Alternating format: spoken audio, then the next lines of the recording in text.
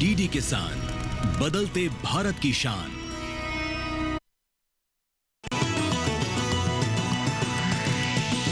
DD किसान, बदलते भारत की शान।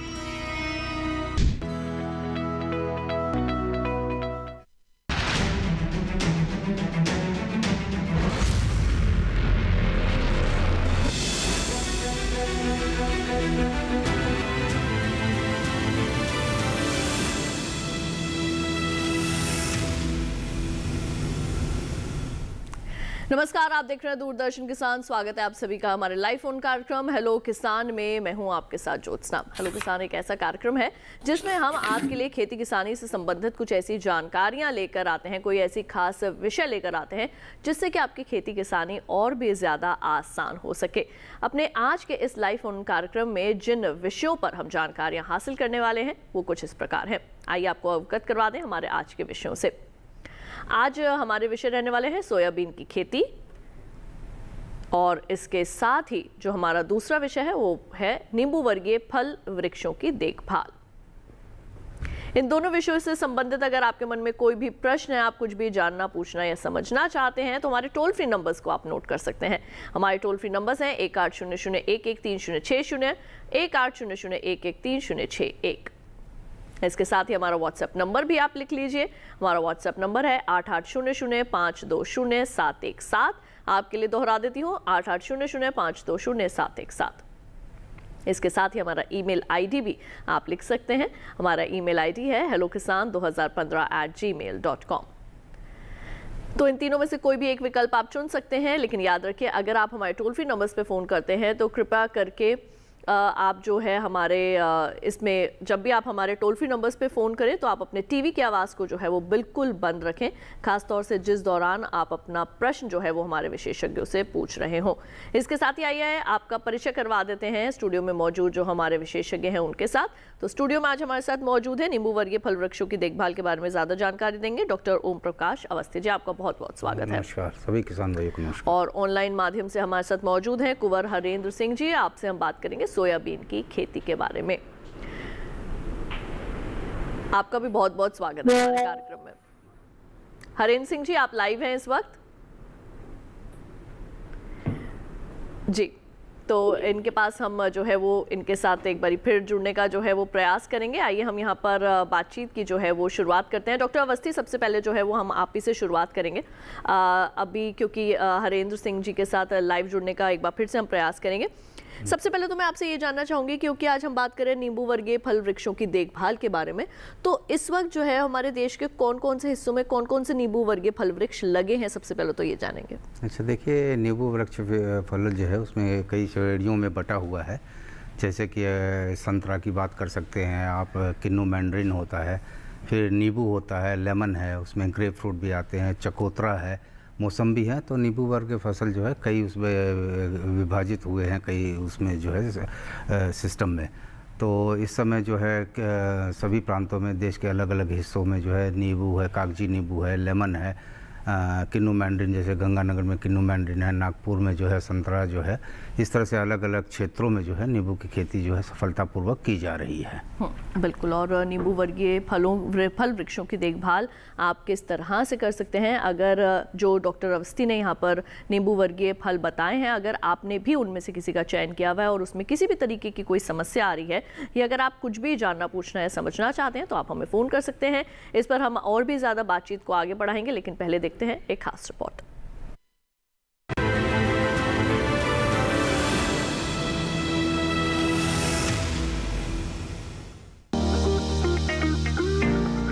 देश में उगाए जाने वाले विभिन्न फलों में नींबू वर्गीय फलों का काफी अहम स्थान है।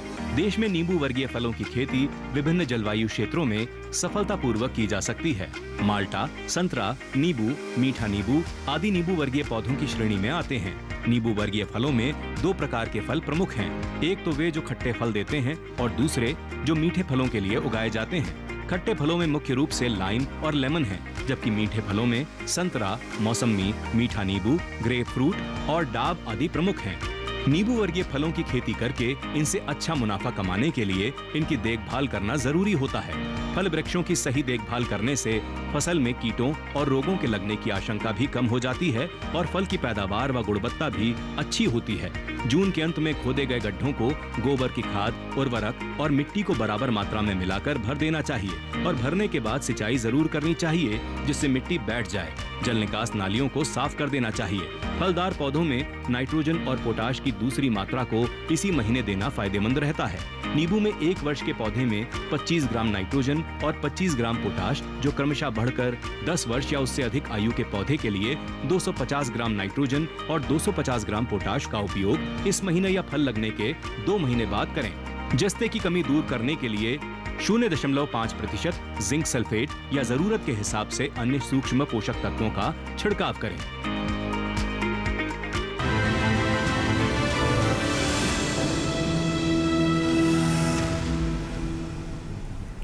तो नींबू वर्गीय फल वृक्षों की देखभाल आप किस तरीके से कर सकते हैं, इस पर अभी आपने देखी हमारी एक खास रिपोर्ट। अब आइए हम यहाँ पर रुक कर लेते हैं हरेंद्र सिंह जी का। हरेंद्र सिंह जी, अब आपसे हम यहाँ पर सोयाबीन की खेती के संबंध में जो है वो बातचीत करेंगे। सबसे पहले तो आपसे ये जानना चाहेंगे कि हमारे देश में सोयाबीन की खेती जो है वो कौन कौन से हिस्सों में आसानी से जो है वो की जा सकती है?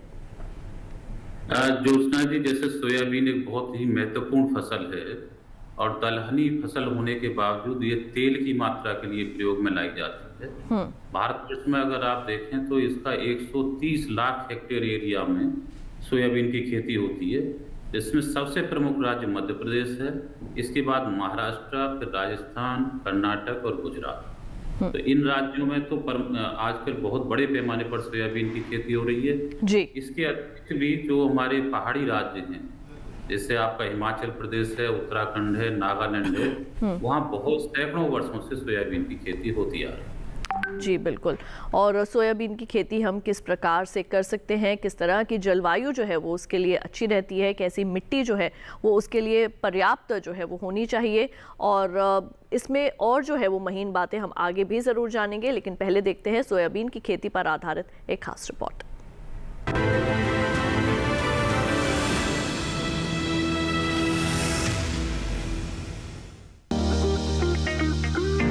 सोयाबीन की बुआई उत्तरी मैदानी और मध्य क्षेत्रों में मध्य जून से मध्य जुलाई तक, दक्षिणी क्षेत्रों में मध्य जून से जुलाई अंत तक, उत्तर पूर्वी क्षेत्रों में मध्य जून से मध्य जुलाई तक पूरी कर लें।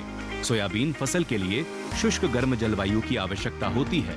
इसके बीजों का जमाव 25 डिग्री सेल्सियस पर 4 दिनों में हो जाता है, जबकि इससे कम तापमान होने पर बीजों के जमाव में 8 से 10 दिनों का समय लगता है। ऐसे में सोयाबीन की खेती के लिए 60 से 65 सेंटीमीटर बरसात वाली जगह उपयुक्त मानी गई है। सोयाबीन की खेती के लिए उचित जल निकास वाली दोमट मिट्टी सबसे अच्छी रहती है।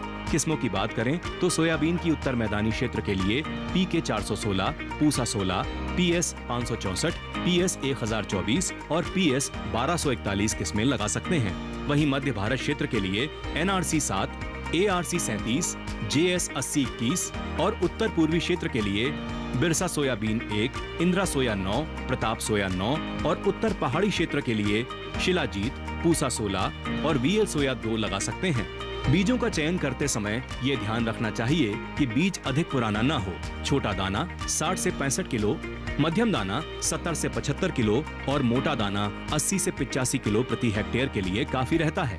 पोषक तत्व प्रबंधन की बात करें तो सोयाबीन से अच्छा प्रबंधन लेने के लिए 5 से 10 टन प्रति हेक्टेयर अच्छी सड़ी हुई गोबर की खाद बुआई से लगभग 20 से 25 दिनों पहले खेत में अच्छी तरह से मिला देना चाहिए। सोयाबीन की फसल में 20 से 25 किलो नाइट्रोजन, 60 से 80 किलो फास्फोरस, 40 से 50 किलो पोटाश और 20 से 25 किलो गंधक प्रति हेक्टेयर पोषक तत्वों की मात्रा देनी चाहिए। इस तरह आप सही समय पर सही तरीके से सोयाबीन की बुआई करके अच्छी फसल ले सकते हैं।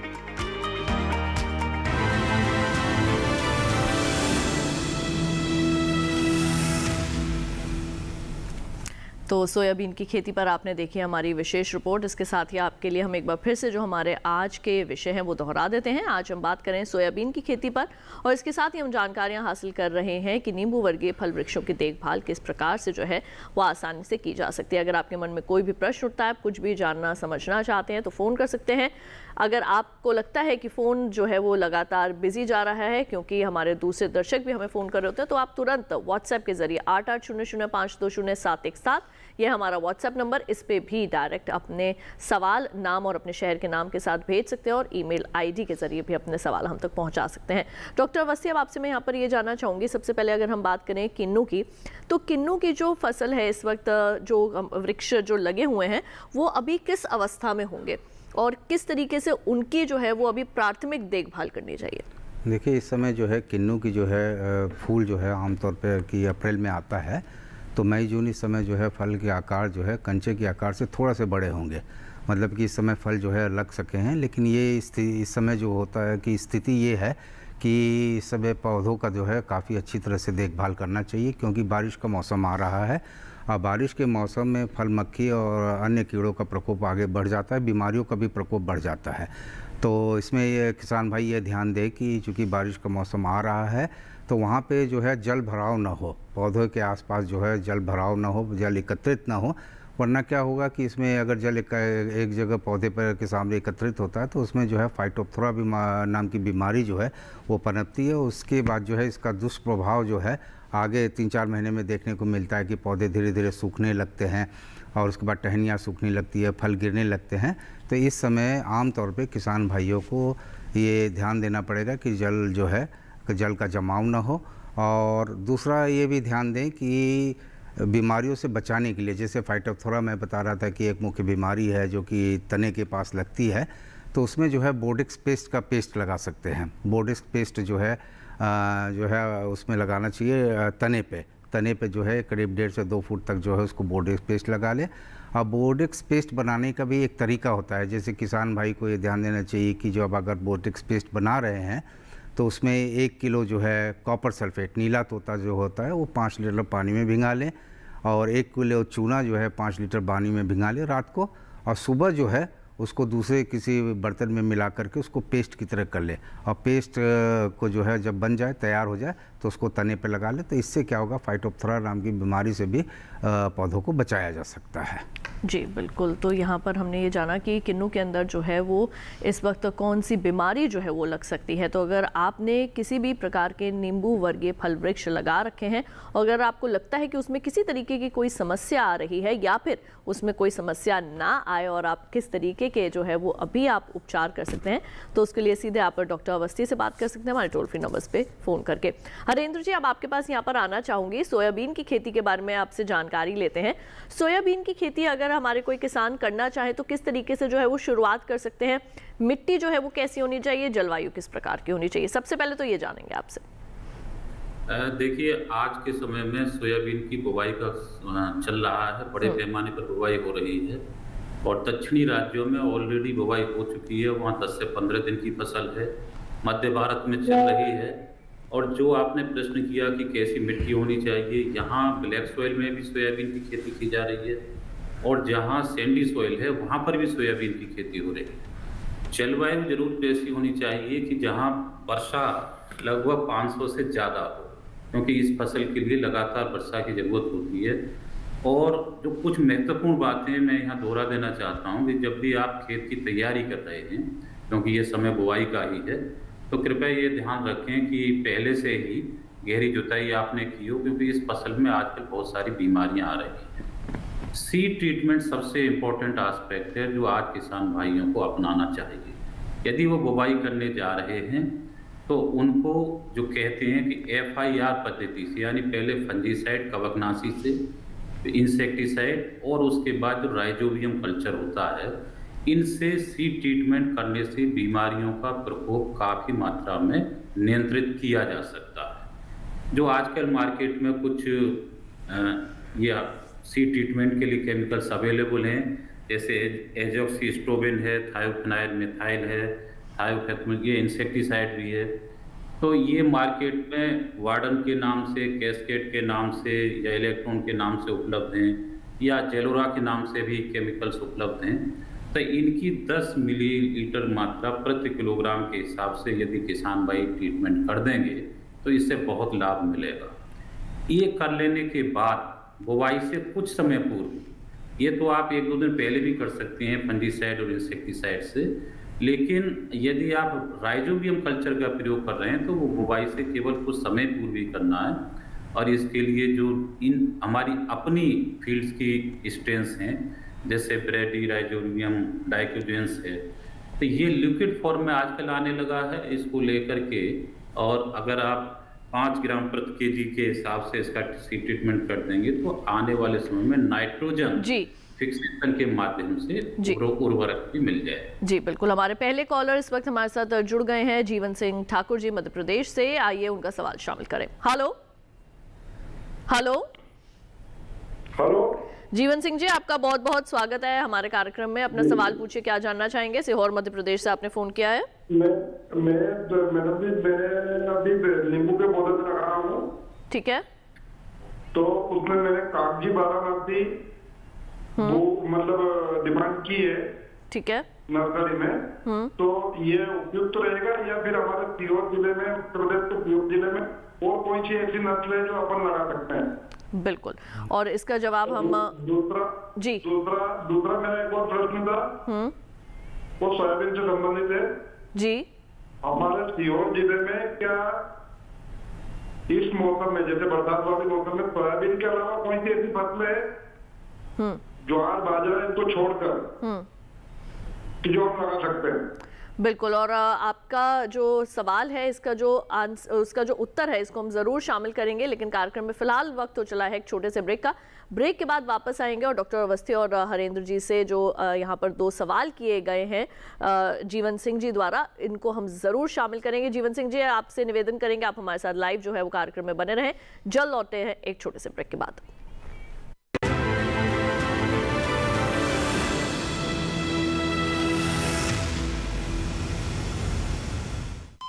अरे सुन तो। मुझे क्या सुनाना चाहते हो? जो सुनाओ मेरी सौतन को। किसको? अरे वही तुम्हारा मोबाइल फोन जिससे सुबह शाम दिन रात चिपके रहते थे और कहते थे किसान कॉल सेंटर से बातें हो रही हैं। अच्छा ये बात है। हाँ, क्यों? क्या हुआ? अब बात नहीं होती क्या? अब तो झट से बात हो जाती है। ऐसा क्या? हाँ, अब तो ज्यादा लाइनें और खास तकनीक के कारण खेती के माहिरों से तुरंत बात हो जाती है। और अगर कभी लाइन व्यस्त हो तो अपनी समस्या फोन पर रिकॉर्ड करा दो, वहाँ से फोन आ जाता है और समस्या की हल का मैसेज भी आ जाता है। ये देखो आ गया। अरे वाह, इसका मतलब इंतजार की घड़ी अब खत्म। हाँ, तभी मैं सोचूं कि आजकल मुझ पर इतना प्यार क्यों आ रहा है।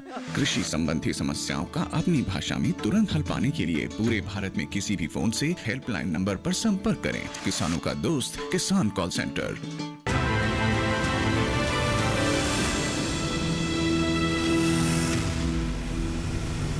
ब्रेक के बाद एक बार फिर आप सभी का स्वागत है हमारे लाइव फोन कार्यक्रम हेलो किसान में। ब्रेक पर जाने से पहले जीवन सिंह जी ने सीहोर मध्य प्रदेश से हमें फोन किया था और हमारे दोनों ही विशेषज्ञों से उनका एक प्रश्न था। डॉक्टर अवस्थी, सबसे पहले आपसे जानना चाहेंगे, उन्होंने कागजी नींबू जो है वो लगाया हुआ है और ये जानना चाहते हैं कि क्या इसके अलावा भी कुछ और लगा सकते हैं, क्या बताएंगे? जीवन सिंह जी, आपका बहुत ही अच्छा प्रश्न है। और देखिए, जो आपने कहा कि मैं ये कागजी नींबू लगा रहा हूँ, 12 मासी कागजी नींबू लगा रहा हूँ, तो ये बहुत ही अच्छी आपकी सोच है और उसको जो है आप ज़रूर लगाइए।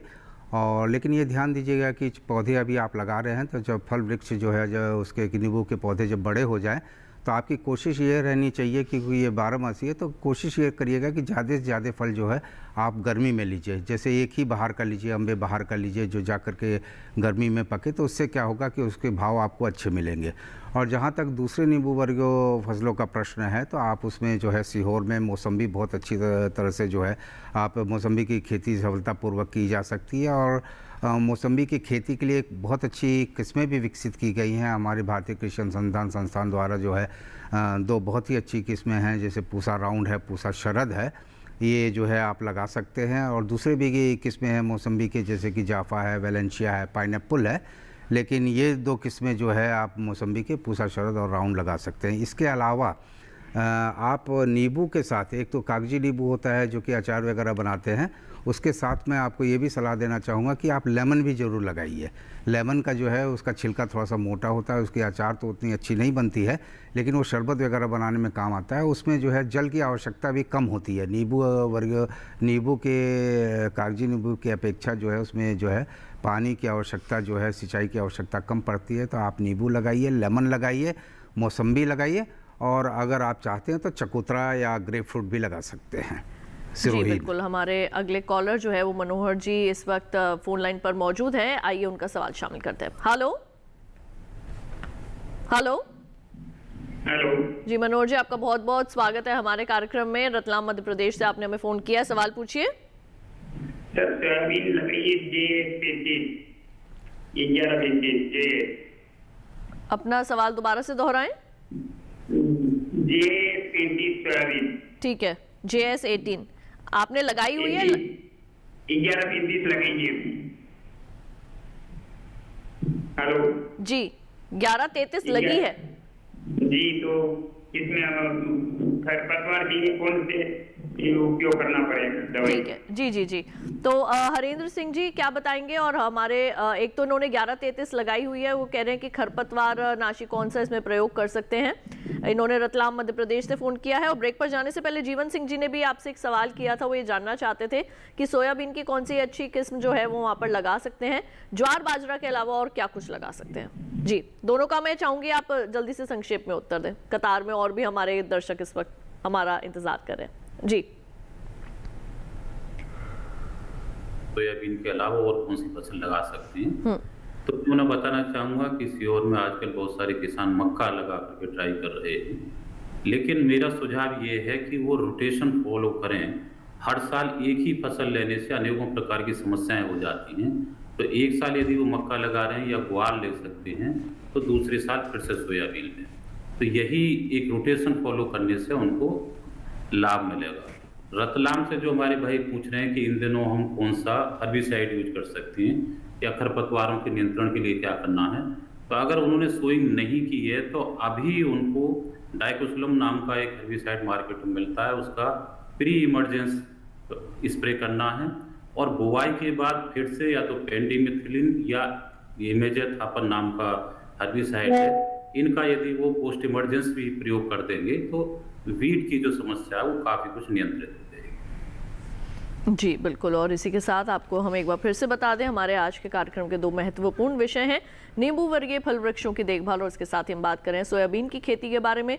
अगर आप कुछ भी जानना समझना चाहते हैं तो फ़ोन कर सकते हैं या फिर हमारे व्हाट्सएप के ज़रिए हम तक अपने प्रश्न भी पहुंचा सकते हैं। 8800520717 ये हमारा नंबर है। इसमें आप अपना नाम, अपने शहर के नाम, अपना प्रश्न के साथ हमें तुरंत भेज सकते हैं।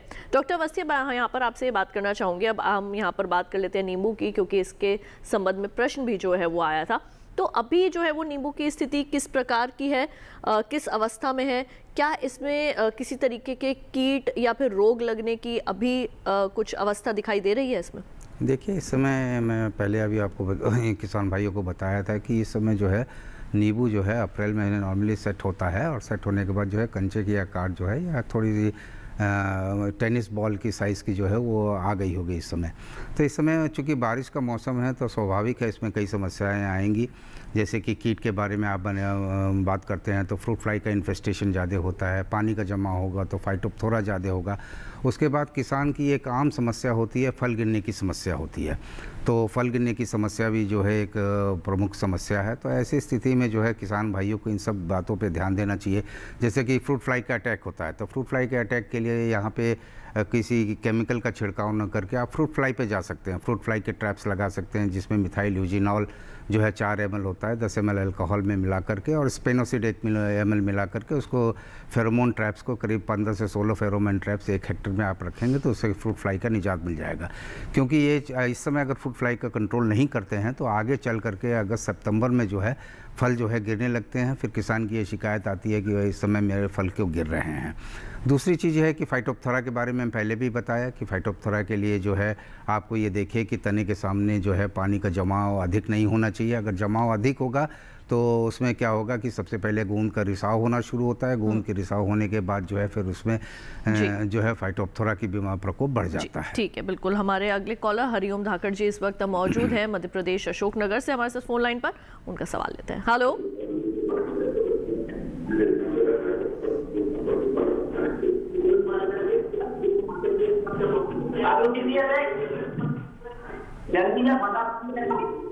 अपने टीवी की आवाज को हरिओम जी जल्दी से बंद कर दीजिए और अपना सवाल पूछिए। क्या जानना चाहते हैं? जी मैडम जी नमस्ते। जी नमस्कार, सवाल पूछिए। मैं हरिओम धाकड़ बोल रहा हूँ जी। मैंने हमारे यहाँ सोयाबीन की अच्छी वैरायटी, अर्ली वैरायटी कौन सी लगाए हैं? ठीक है, बिल्कुल। हरेंद्र जी, अशोकनगर मध्य प्रदेश के अंदर सोयाबीन की अर्ली अच्छी वैरायटी कौन सी लगा सकते हैं? देखिए, अर्ली वैरायटी में इन दिनों NRC 150, NRC 130, ये 22 JS 2212, JS 2216, JS 23-3, JS 23-9, इनमें से जिस वैरायटी का बीज उपलब्ध हो उसे ये लगा सकते हैं। जी बिल्कुल। और इसी के साथ हरेंद्र जी, मैं आपसे यहाँ पर ये भी जानना चाहूँगी कि ये तो बात हुई मध्य प्रदेश की, लेकिन इसके अलावा हमारे देश के जो दूसरे क्षेत्र हैं जहाँ पर सोयाबीन की खेती जो है वो की जा सकती है, जैसे आपने नागालैंड का भी नाम लिया था, बाकी हमारे जो क्षेत्र हैं उनका भी नाम लिया था, वहाँ के लिए कोई अच्छी उन्नत किस्मों का आप बता सकते हैं? कौन सी जो है जिसका चयन कर सकते हैं हमारे किसान आसानी से? देखिए, जो जहाँ तक बात है नागालैंड की, तो नागालैंड में क्या है कि उनकी अपनी ट्रेडिशनल वैरायटीज हैं, उन्हीं को वो लगाते हैं। और जो दूसरे स्टेट्स हैं जैसे महाराष्ट्र है, महाराष्ट्र में बहुत बड़े पैमाने पर सोयाबीन की खेती हो रही है। बड़ी अच्छी किस्में हैं, MAUS 725 नाम की किस्म है।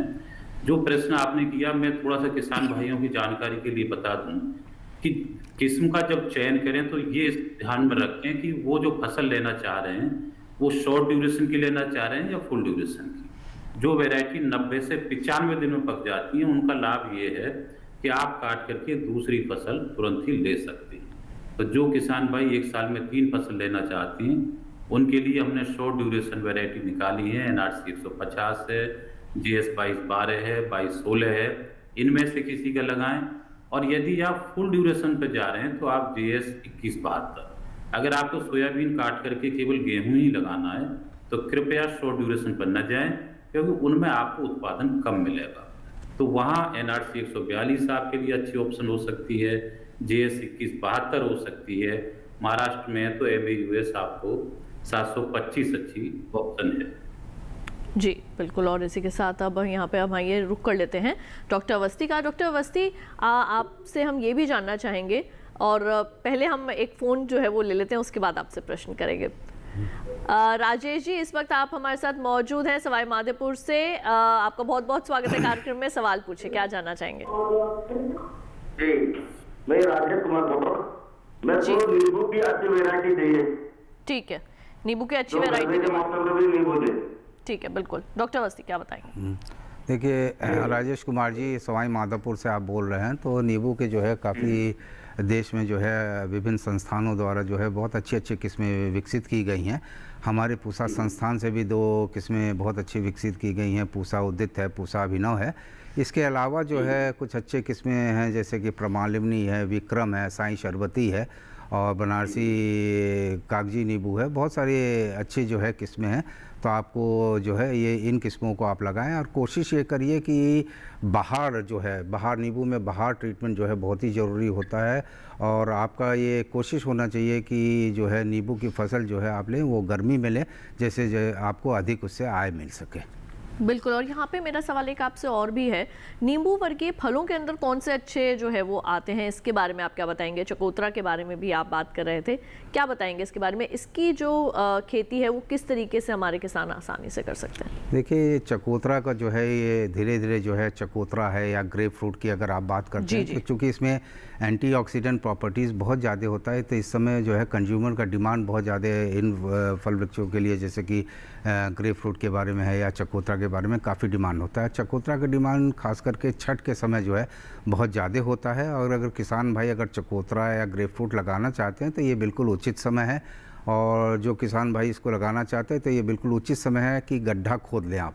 सबसे पहले अच्छी तरह से उसकी गड्ढा खोद लें, कम से कम जो है 2.5 फुट का गड्ढा खोद लें और फिर उसमें अच्छी तरह सड़े हुई गोबर की खाद वगैरह मिला करके उसके अनुचित मात्रा में खाद जैसे कि नाइट्रोजन, फास्फोरस, पोटेशियम जो है मिला करके उसको जो है गड्ढे को उसकी भराई कर दें। भराई करने के बाद जो उसको कुछ दिन तक छोड़ दें, जैसे कि 1-2 बारिश हो जाए, उसके बाद मिट्टी बैठ जाए। जब मिट्टी बैठ जाए तो फिर उसको जो है एक बार पुनः जो है खाद और मिट्टी मिला करके उसको बराबर कर लें।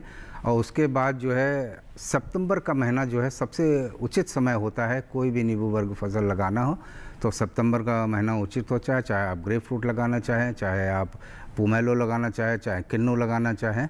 और जिन किसान भाइयों के पास अगर किसान के सिंचाई के साधन उपलब्ध हैं तो वो जो है फरवरी में भी जो है नींबू वर्ग फसलों को सफलतापूर्वक लगा सकते हैं। जी बिल्कुल। और इसी के साथ राजेश जी भी हमारे साथ मौजूद है फोन लाइन पर, अमेठी उत्तर प्रदेश से, उनका फोन भी लेते हैं। हेलो जी राजेश जी, आपका बहुत बहुत स्वागत है कार्यक्रम में। सवाल पूछिए, क्या जानना चाहेंगे सर? ये ये हमें नसीब में। हेलो जी सवाल पूछिए। हाँ, ये हमें एक चीज पता करना है, ये मतलब ये अरहर की में पूसा 16 वैरायटी हमें चाहिए थी, तो संपर्क कोई हो तो आप नंबर हमें मालूम हो जाए, उसी हिसाब से हम अपना। जी देखिए राजेश, अरहर की पूसा 16 जो है कम समय वाली। जी डॉक्टर अवस्थी। देखिए राजेश कुमार जी, जो है पूसा अरहर की जो है 16 की किस्म जो है, अब उसकी मैं उपलब्धता तो नहीं बता सकता हूँ कि वहाँ पे उपलब्ध है कि नहीं है, लेकिन आपको संपर्क करने के लिए आप IRI वेबसाइट पे जाइए। IRI वेबसाइट पे जो है आपको नंबर दिए हुए हैं, जैसे कि डायरेक्टर का नंबर है तो डायरेक्टर के नंबर पे वहाँ PS को कॉल करिएगा तो वो जो उचित व्यक्ति होगा आपको उसका नंबर दे देंगे, आप उससे बात कर लिए तो वो आपको उपलब्धता के बारे में बता देंगे कि पूसा अरहर 16 अवेलेबल है या नहीं है और कैसे आप तक पहुंच सकता है, इसकी पूरी जानकारी आपको मिल जाएगी। आपको बस ये करना है कि आपको वेबसाइट देखना है, वेबसाइट में डायरेक्टर का नंबर देख लीजिए और वहाँ पे उसका संपर्क कर लीजिए, उसको PS को संपर्क कर लीजिए, PS टू डायरेक्टर को। जी बिल्कुल। और इसी के साथ हमारे कार्यक्रम में वक्त हो चला है एक और छोटे से ब्रेक का। जल्द लौटेंगे वापस, कहीं मत जाइए, देखते रहिए हमारा लाइव फोन कार्यक्रम हेलो किसान।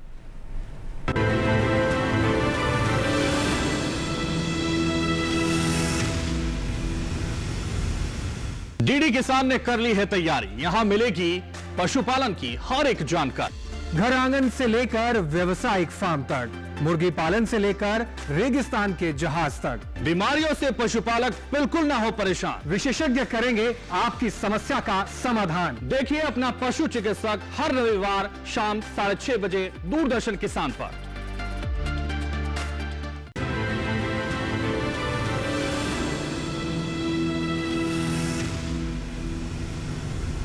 ब्रेक के बाद एक बार फिर आप सभी का स्वागत है हमारे लाइव फोन कार्यक्रम हेलो किसान में, जहां आज हम बात कर रहे हैं नींबू वर्गीय फल वृक्षों की देखभाल के बारे में। उसके साथ ही बात हो रही है किस तरीके से आप कर सकते हैं सोयाबीन की खेती। हरेंद्र सिंह जी हमारे साथ ऑनलाइन माध्यम से मौजूद हैं, डॉक्टर अवस्थी हमारे साथ स्टूडियो में मौजूद हैं।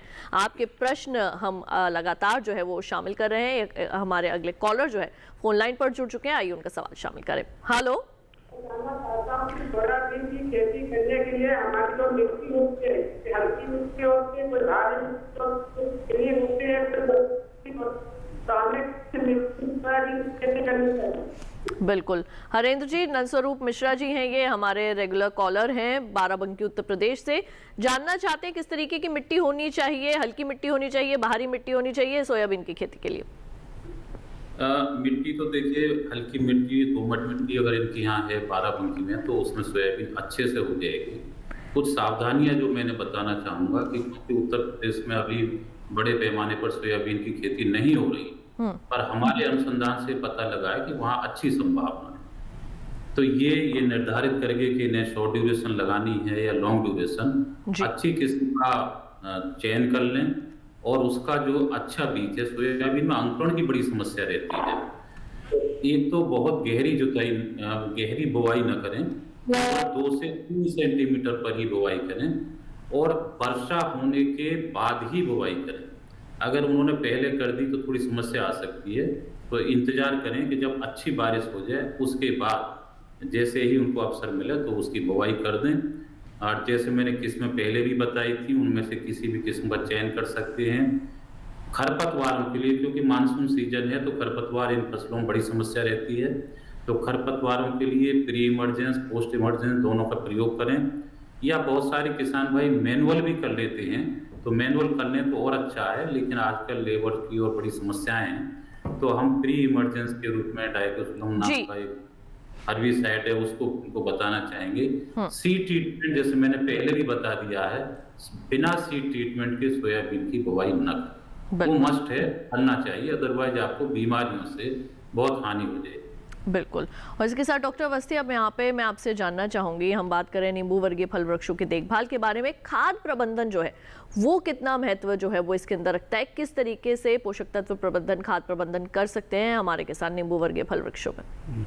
देखिए, खाद प्रबंधन जो है बहुत ही नींबू वर्गीय फसलों में बहुत ही ज़रूरी होता है, और इसमें खाद देने की बिल्कुल अनुसूचित मात्रा में जो है इसकी खाद देना चाहिए।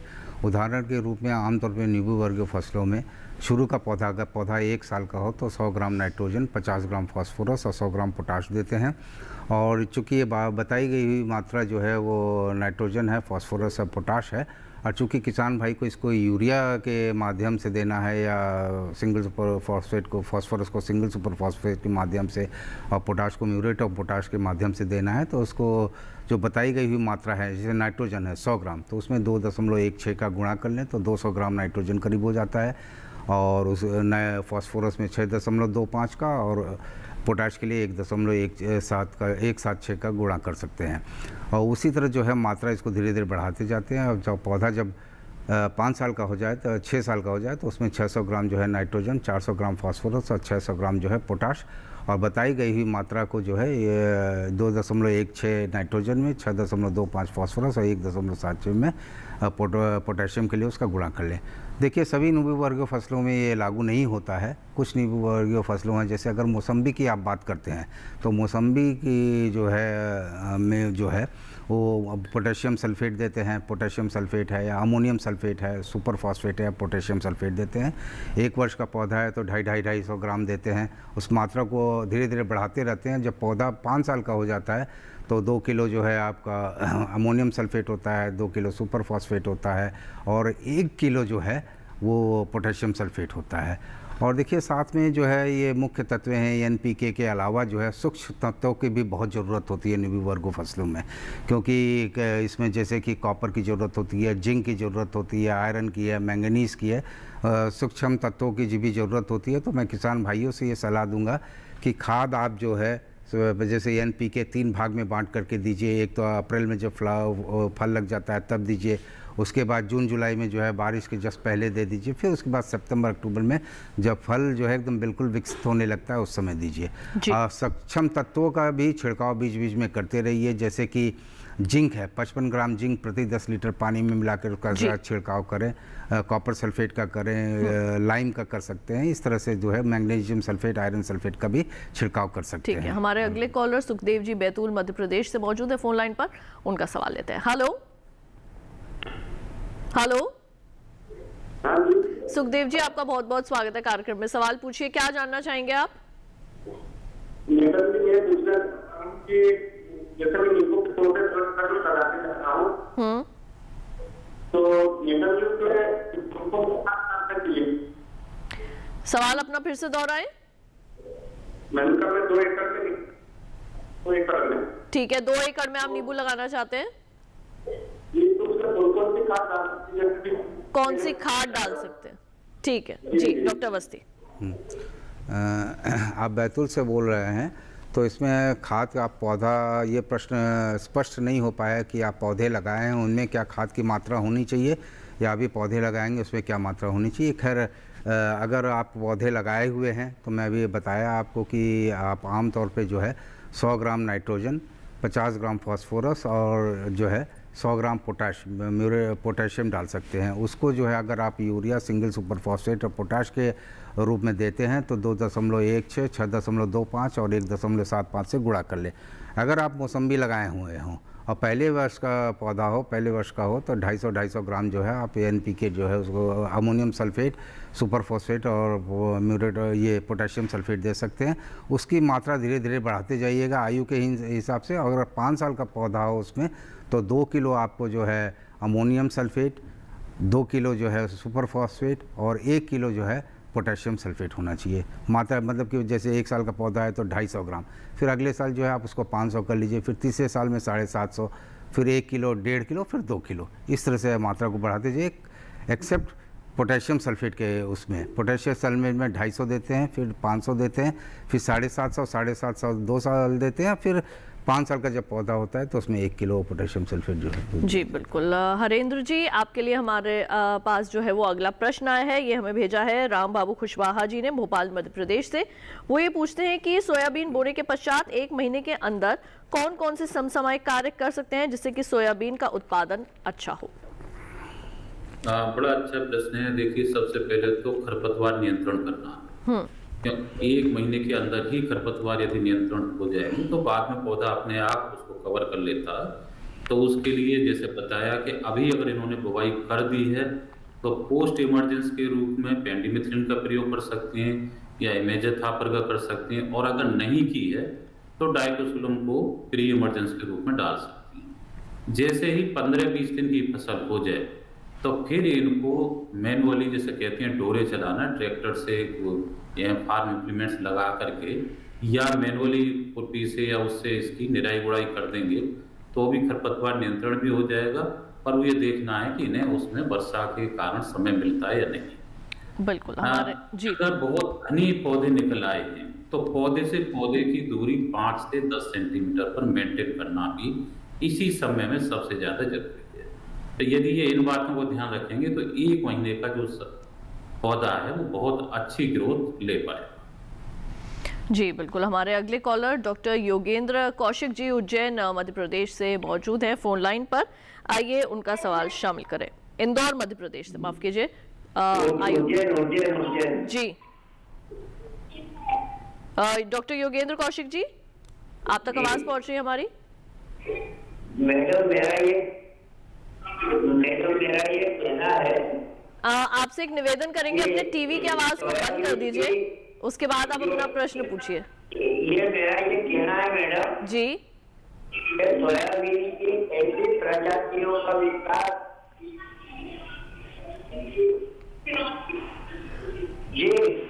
जी खतरा है क्या? जी पूछिए सवाल। हेलो, सवाल पूछिए। आवाज नहीं आ रही क्या? मिल रही है, आप अपना सवाल पूछिए जल्दी से।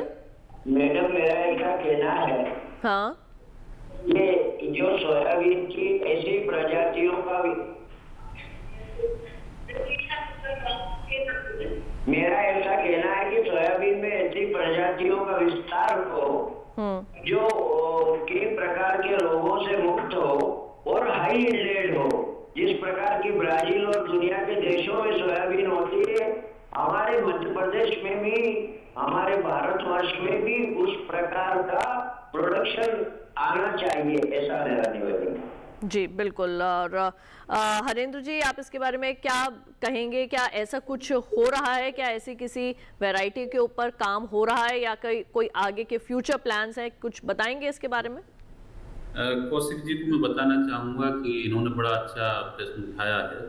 सबसे पहले तो बात है कि बीमारियों और कीट के प्रति रेजिस्टेंट वैरायटी की इन्होंने बात की। तो हमारी कुछ वैरायटी तो अभी भी ऐसी हैं जो जिनमें कम बीमारियां आती हैं। जैसे अगर ये GS 2098 का प्रयोग करें तो उसमें तुलनात्मक रूप से कम बीमारी आती है। जहाँ तक इन्होंने यील्ड की बात की कि ब्राजील जैसी यील्ड आनी चाहिए, तो कृपया मैं ये भी बताऊं कि बहुत सारे कारण होते हैं, केवल एक बीज की ही बात नहीं है। आपकी मिट्टी की फर्टिलिटी कैसी है, जलवायु कैसी है, आप साल में कितनी फसलें लेते हैं, आप किस तरीके से मैनेजमेंट करते हैं। हमारी भी जो यहाँ किस्में हैं भारतवर्ष की सोयाबीन की, जब ये बहुत शॉर्ट ड्यूरेशन की 90-95 दिन की हैं, इसके बावजूद 20 से 25 कुंटल प्रति हेक्टेयर की पैदावार की क्षमता रखती है। इसके आगे भी हम बहुत शोध कर रहे हैं और हम ऐसी किस्मों के विकास के लिए निरंतर प्रयास कर रहे हैं जिनमें बीमारियों के प्रति प्रतिरोधी क्षमता हो, और हो सकता है कि आने वाले 4-5 सालों में हम उन्हें ऐसी किस्में उपलब्ध कराने में सक्षम रहेंगे। और ज़्यादा पैदावार की जहाँ तक बात है, हमारा भी टारगेट यही है कि हम 25 से 30 कुंटल प्रति हेक्टेयर क्षमता वाली किस्में विकसित करें, और अभी जो नई किस्में आई हैं जैसे JS 2172 है या JS 2209 है, ये किस्में भी अच्छी उत्पादन क्षमता रखती है। जैसे जैसे इनके बीज की उपलब्धता बढ़ती जाएगी तो उत्पादकता भी निश्चित ही बढ़ती चली जाएगी। जी बिल्कुल। और इसी के साथ डॉक्टर अवस्थी, अब आपसे मैं यहाँ पर सिंचाई प्रबंधन के संदर्भ में जो है वो थोड़ी बातचीत करना चाहूँगी। जैसे कि हम सभी जानते हैं देश में इस वक्त जो है मॉनसून जो है वो छाया हुआ है, कई जगहों पर जो है वो बरसात भी हो रही है। ऐसे में सिंचाई पर हमारे जो किसान हैं वो किस तरीके से ध्यान दें, कैसे जो है वो फल वृक्षों को जो पानी अगर ज़्यादा हो जाता है उनके खेतों में तो किस तरीके से उसकी निकासी कर सकते हैं, क्या बताएंगे सिंचाई प्रबंधन के बारे में? जल प्रबंधन के बारे में मैं बताना ये चाहूँगा कि इस समय चूँकि बारिश हो रही है तो इस समय सबसे पहले किसान भाइयों को देना चाहिए कि जल निकास का उत्तम प्रबंध करें, कि उसमें जो है जल एक जगह एकत्रित नहीं होना चाहिए। और दूसरी चीज़ ये होती है कि जुलाई अगस्त के महीने में ऐसे भी ये स्वाभाविक है, चूँकि वर्षा ऋतु आ जाती है तो बहुत अधिक सिंचाई की ज़रूरत नहीं पड़ती है। जुलाई अगस्त के बाद जो है फिर सितंबर से जो है फिर सिंचाई की ज़रूरत पड़ती है। नींबू वर्गीय फसलों में कोई भी नींबू वर्गीय फसल हो उसमें सितंबर अक्टूबर के बाद ज़रूरत पड़ती है। तो सितंबर में जैसे कि 110 लीटर जो है करीब जो है पानी जो है प्रति पौधे प्रति वृक्ष की जो है उसको ज़रूरत होती है। फिर उसके बाद धीरे धीरे अक्टूबर में घट जाता है, वो 80 लीटर हो जाता है। फिर नवंबर दिसंबर जनवरी के महीने में जो है वो 25-25 लीटर हो जाता है। जनवरी फरवरी में बिल्कुल नाम मात्र पानी देते हैं, मुश्किल से 10 से 15 लीटर या 10 से 15 लीटर प्रति वृक्ष के हिसाब से पानी देते हैं। और दूसरी चीज़ ये ध्यान दें, किसान भाइयों को ये ध्यान देना चाहिए कि जब भी जल प्रबंधन की बात करते हैं तो ये भूमि पे निर्भर करता है, मिट्टी पे निर्भर करता है। जैसे कि अगर रेतीली मिट्टी है तो रेतीली मिट्टी में क्या होता है कि पानी जल्दी सोख लेता है तो उसमें सिंचाई की ज़्यादा आवश्यकता होती है। या अगर उसकी बात करते हैं हम शुष्क क्षेत्र के बात करते हैं तो वहाँ पे जो है ये चीज़ लागू नहीं होता, क्योंकि शुष्क क्षेत्र या अर्ध शुष्क क्षेत्र में जो है बारिश कम होती है। तो स्थिति को देखते हुए या वर्षा के अनुसार या पानी मिट्टी में कितनी नमी है उसके अनुसार जो है उन क्षेत्रों में उसको सिंचाई करना चाहिए। और यहाँ पे मैं किसान भाइयों को चूँकि सिंचाई से संबंधित है तो मैं ये कहना चाहूँगा कि अप्रैल में जो है ये पुष्प आते हैं तो ये कोशिश करना चाहिए कि मार्च अप्रैल में जो है खास करके मार्च के महीने में जो है सिंचाई नहीं करनी चाहिए। पौधों को थोड़ा सा स्ट्रेस में डालना चाहिए। स्ट्रेस में डालने से क्या होता है कि पतझड़ हो जाती है, पौधे बिल्कुल शुष्क अवस्था में चले जाते हैं और उसके बाद जो है आप जो है उसकी सिंचाई करें तो उसमें अच्छे फल और फूल लगते हैं। जी बिल्कुल। और इसी के साथ कार्यक्रम में यहाँ पर वक्त हो चला है एक और छोटे से ब्रेक का। जल्द लौटे के वापस कहीं मत जाइए, देखते रहिए हमारा लाइव फोन कार्यक्रम हेलो किसान।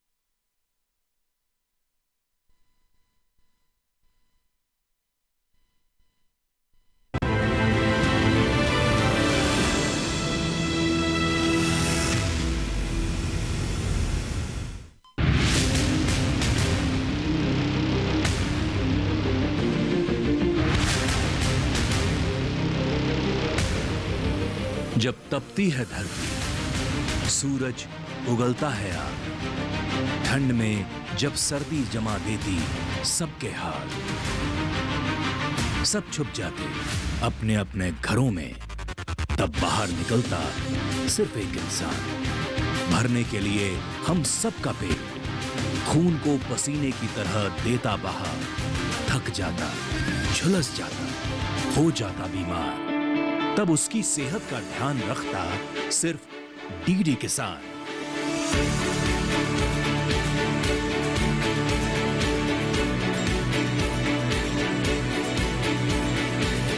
देखिए स्वस्थ किसान शनिवार शाम 6 बजे लाइव सिर्फ दूरदर्शन किसान चैनल पर।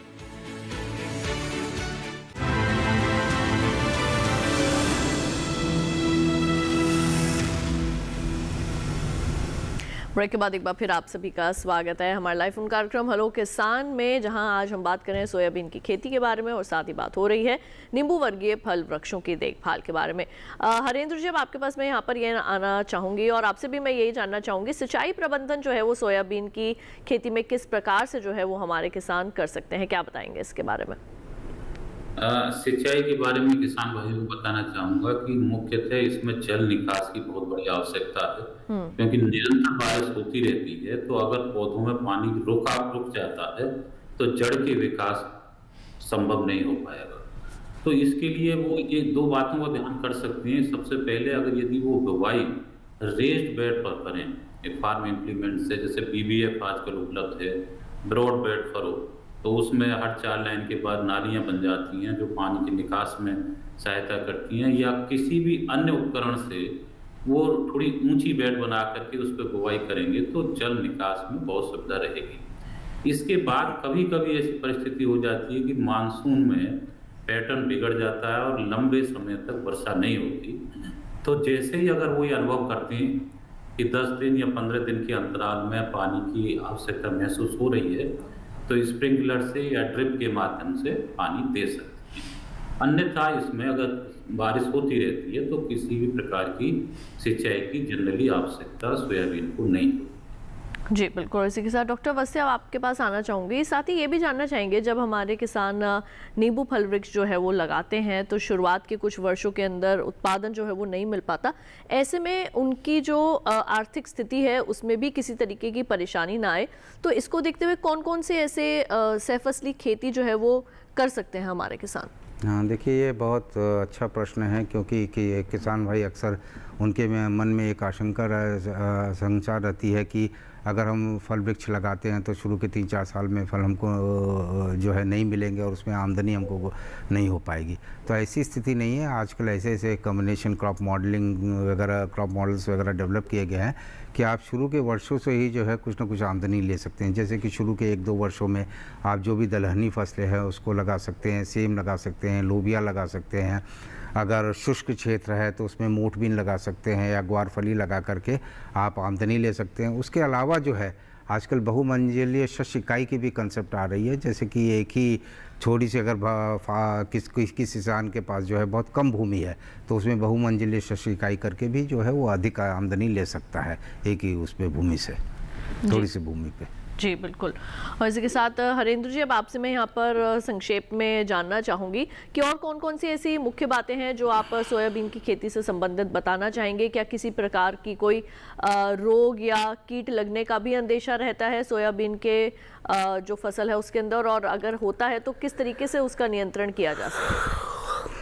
हाँ, कीट की समस्या बहुत रहती है इस फसल में, तो उसके लिए अभी तो क्या है कि कीट उतने नहीं आएंगे, पर एक दवा है जैसे इमिडाक्लोप्रिड नाम की बहुत सारी रासायनिक दवाएं हैं, इनका प्रयोग करके नियंत्रण कर सकते हैं। पर इस स्टेज पर जो हम अभी बात कर रहे हैं तो सीड ट्रीटमेंट ही बचाव कर देगा, तो सीड ट्रीटमेंट जरूर कर लें। इसके अलावा जैसे क्या कर सकते हैं कि इंटर क्रॉप के रूप में हर 8 लाइन के बाद अगर एक सुआ जो एक एरोमेटिक प्लांट है, अगर इसकी 1 लाइन या बॉर्डर पर भी इसकी 1-2 लाइन लगा देंगे तो कीट आकर्षित होकर के उधर चले जाते हैं, तो इस तरीके से भी कीटों की समस्या को नियंत्रित किया जा सकता है। जल्दी से यहाँ पर एक प्रश्न जो है वो हम ले लेते हैं, ये हमें भेजा है सुरेश पाटिल जी ने कर्नाटक से, जीवा बेलगाम। वो ये पूछना चाहते हैं, फूले संगम सोयाबीन है 12 में बुआई की है, उसकी हाइट कम करने के लिए कौन सी दवा का छिड़काव जो है वो कर सकते हैं? 12 जून को इन्होंने बुआई की है जी। हाइट कम करने का तो अभी इस तरीके से तो कोई साधन नहीं है, लेकिन अगर इन्होंने पौधे से पौधे की दूरी मेंटेन की होगी 5 से 10 सेंटीमीटर, तो पौधा उतनी तेजी से हाइट नहीं लेगा। ये तब समस्या आती है जब बहुत घने पौधे होते हैं और पौधों में संघर्ष होता है कि कौन पौधा तेजी से आगे बढ़ जाए, तो कृपया प्लांट से प्लांट दूरी मेंटेन करें। जी बिल्कुल। और इसी के साथ हरेंद्र जी, आपका बहुत बहुत शुक्रिया, आप हमारे साथ जुड़े और आपने सोयाबीन से संबंधित बहुत अच्छी जानकारियां हमारे दर्शकों के साथ साझा की, उसके लिए आपका धन्यवाद। और डॉक्टर अवस्थी, यहाँ पर चलते चलते मैं आपसे जानना चाहूँगी, हम जब बात करते हैं नींबू वर्गीय फल वृक्षों के बारे में, मिट्टी का भी जो है वो बहुत महत्व होता है और हमारे किसानों को जो है वो अब समझाया भी जाता है कि आप मिट्टी की जांच जो है वो ज़रूर कराएं। किस तरीके की मिट्टी होनी चाहिए, क्या बताएंगे इसके बारे में चलते चलते? देखिए ज्योत्सना जी, ये बहुत ही एक अच्छा प्रश्न है जो जिसकी जो है जानकारी पूरा किसानों को होनी चाहिए। आमतौर पर जो है नींबू वर्गीय फसलों में जो है पीएच जो है मिट्टी की जो है 7 से लेकर के 8 के बीच में हो, वो उपयुक्त होता है।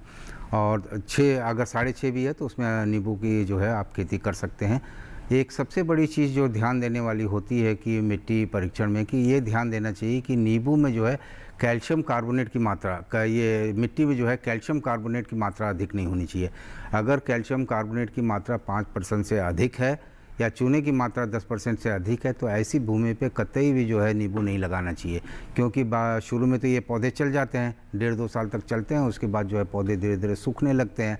तो जो है ऐसी स्थिति में बिल्कुल जो है नींबू नहीं लगाना चाहिए। और बाकी नींबू जो है रेतीली भूमि है, दोमट मिट्टी है या बलुई दोमट मिट्टी है, उसमें बहुत अच्छी तरह से चलती है।